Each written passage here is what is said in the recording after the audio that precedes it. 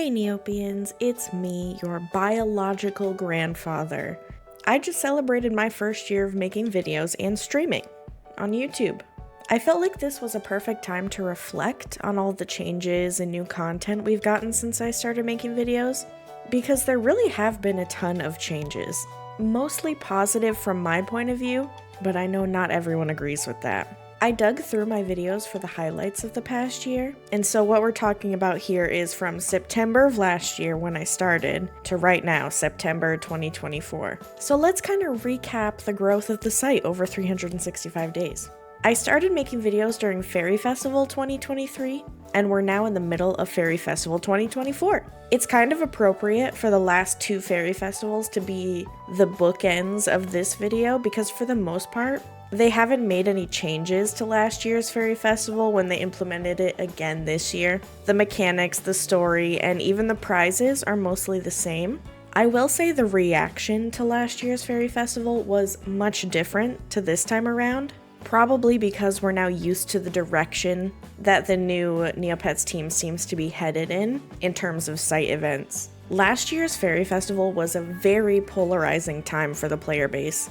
And honestly, a really chaotic time for me to come back to the site, which is really on brand for me. A lot of the arguments during this time were about the prize pool that was released for participating in the Fairy Festival. Some of the most expensive items in the game became available to the player base as participation prizes for the event, and it truly shook the community. This was probably new management's first big swing to try to combat the insane inflation of items in the game and issues with Neopets items being farmed and sold off-site for real money. Some celebrated the decision and were excited to be able to get these items for probably the first time, and others were extremely upset that the value of their items that they had worked hard for previously was about to heavily decrease. On the other side of the deflation coin for these high-value items, there was huge inflation of completely unexpected items, which was kind of fun.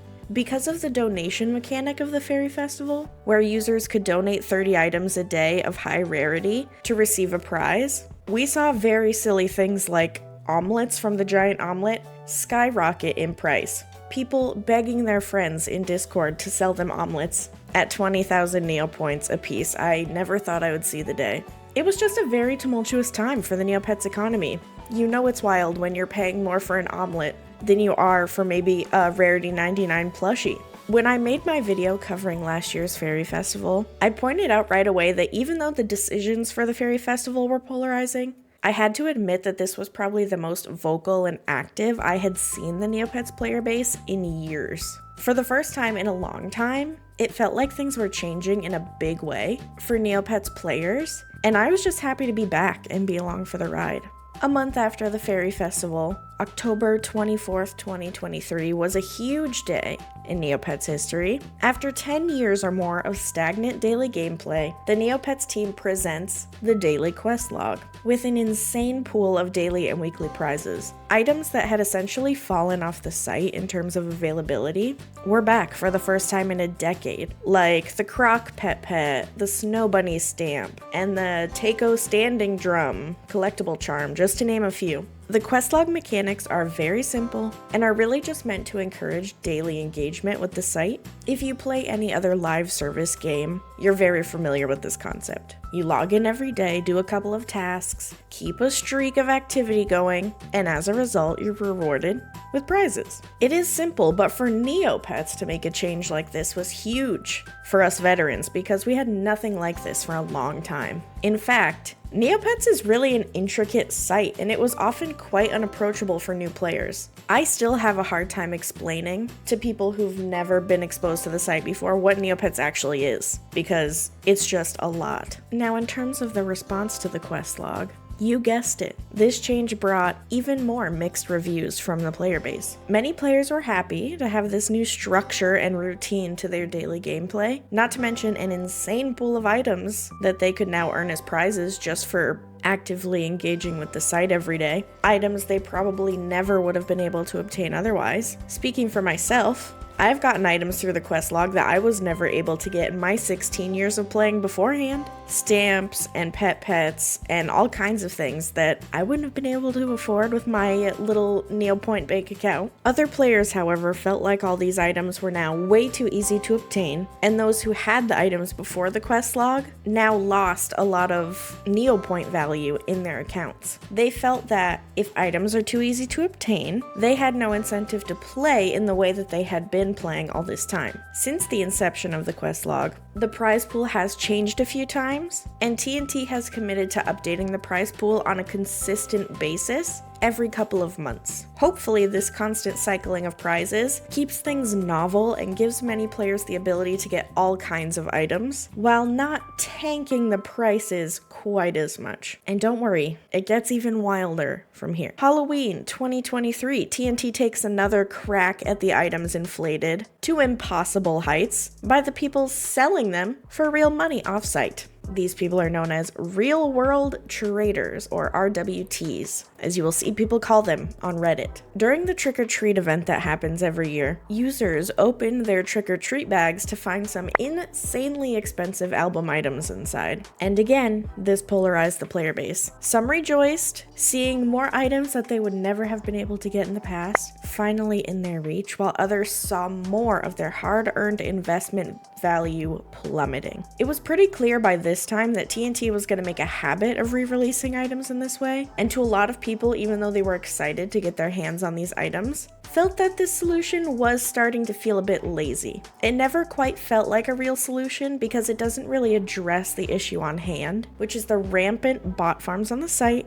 and the selling of Neopets items offsite for real money. But we continue on. The next bombshell comes during the Advent calendar, December 2023. The Great P-Gate of 2023, as some know it. This was the one that really shook the Neopets community in some expected and unexpected ways. When the seasonal attack P was given out as a prize, the first few days of the Advent calendar, the community went wild. But it was really the response by TNT that surprised me the most. After a few days of outrage and pressure from the community, TNT actually reduced the drop rate of the seasonal attack P from the daily bonus prize pool. This was probably the first time since I had come back to Neopets that I saw pressure from the community change something in the game this way and to very mixed reviews. People who were hoping to get this item for their Battle Dome sets were upset by the change, and those who were furious that the value of this very expensive item was dropping rapidly were temporarily appeased. You can really see a pattern here of the two sides of the Neopets player base when it comes to these issues. There are the more casual players who don't really have a lot of Neopoints, and the diehards who have been playing since the game's inception and have managed to become the 1%ers on the site in their time on Neopets. And I can only imagine from a development standpoint, it is impossible to try to please both sides of the player base when making any changes. The next big change is arguably one of the biggest of all and doesn't have anything to do with Neopoint items. January 23rd, 2024, all of the Neopets get converted. No UC pets survive the day. Instead, the Neopets team rolls out Pet Styling Studio, offering exclusive sets of old-style Neopet skins for real money. The Fortnite-ification of Neopets, if you will. Any UC pet that survived till this day in 2024 on this site was given a user lookup trophy, marking it as a well-aged, well-loved pet. And these users got a free copy of the nostalgic style skin that would eventually be sold for NC. This change was celebrated by many who never had a UC pet in all their time playing on the site, but it was catastrophic for the cream of the crop in the pet trading community. There was a veteran group of Neopians whose main source of fun on the site was trading this pool of remaining UC pets back and forth to each other, along with high-level Battle Dome pets and pets with real words as their names. This change to the site decimated the pet trading scene, making hundreds of badly named unconverted pets completely worthless in the trading sphere. Anyone who had them for sentimental value probably kept them after this conversion and just kept the styling studio skin on them, but the traders were devastated. Personally, before the conversion, I had one of each UC Grundo on my account,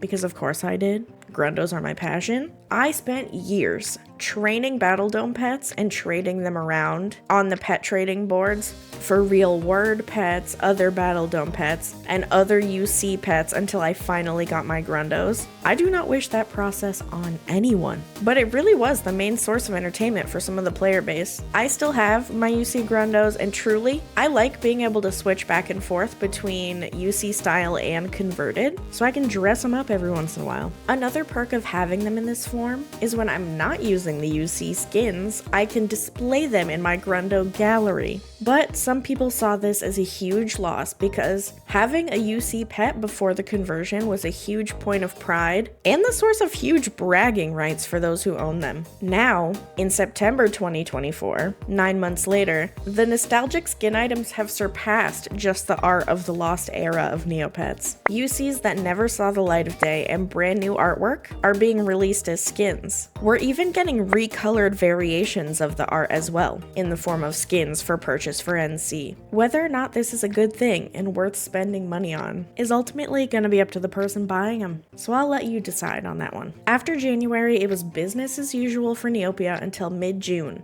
when the Void Within plot dropped. Here the trend continues. Easy, dare I say, mindless mechanics are put into place for the plot that encourage and reward daily engagement. A prize pool is revealed, and the people have feelings. The prize pool for the Void Within plot contains just about all of the high-level end-game Battle Dome items that we currently have. Most importantly, the Wand of the Dark Fairy, that was previously the grand prize for doing Judora's quests. Judora and Illusion quests were a popular daily mainstay for many players for years, and yet very few reached the pinnacle of getting that Wand of the Dark Fairy. At first glance, this looks like another case of pleasing the casuals while angering the rich Neopets veterans, but for the plot prize pool specifically, I think there is a little more at play here. This prize pool highlights an issue that I think we do need to bring to TNT's attention and hopefully get fixed for the overall well-being of the site. Most of the time, I have no problem with TNT releasing items through prize pools as site engagement rewards, especially since in most of these cases, the items had fallen off the site in terms of availability anyway. The Wand of the Dark Fairy is a different story, and I will try to explain. When the Wand of the Dark Fairy was released, it made it much more risky and potentially useless to participate in Judora's daily quest. An additional negative effect is that since no one is doing Judora's quests, the market for the items she asks for is also crashed. It became useless to do the quest, and it became useless to obtain the items needed for the quests. Neopets has very few mainstays in terms of endgame activities, and Judora and Illusion's quests were definitely one of them. But do not give up hope, because I do think this is something that TNT can fix if we keep their attention on it. To be honest, the fact that the Wand of the Dark Fairy, a 20-year-old item, is still the meta for the Battle Dome and the biggest prize the game has to offer, or one of the biggest prizes the game has to offer, is unfortunate. This is a perfect time to introduce meta-changing weaponry into the game. And while they're at it, they can put those new items in a new prize pool for Judora and Illusion quests. Putting a new prize pool into place for Judora and Illusion would bring back a pillar of the gameplay experience for a lot of longtime players and give them something to strive for, while allowing the rest of us to get these 20-year-old items for the first time. For nostalgia's sake, everyone wins. When I look back at the past 12 months cumulatively like this, there has been so much change and so much controversy on the site, and I must say I'm having a blast. If you made it this far, hey, thanks for watching. I appreciate you a ton. This has been a great year, and I cannot wait to see what the next year has in store for us. Okay, kids, that's gonna do it for me. I will see you on the next one. You are all my favorite. Goodbye.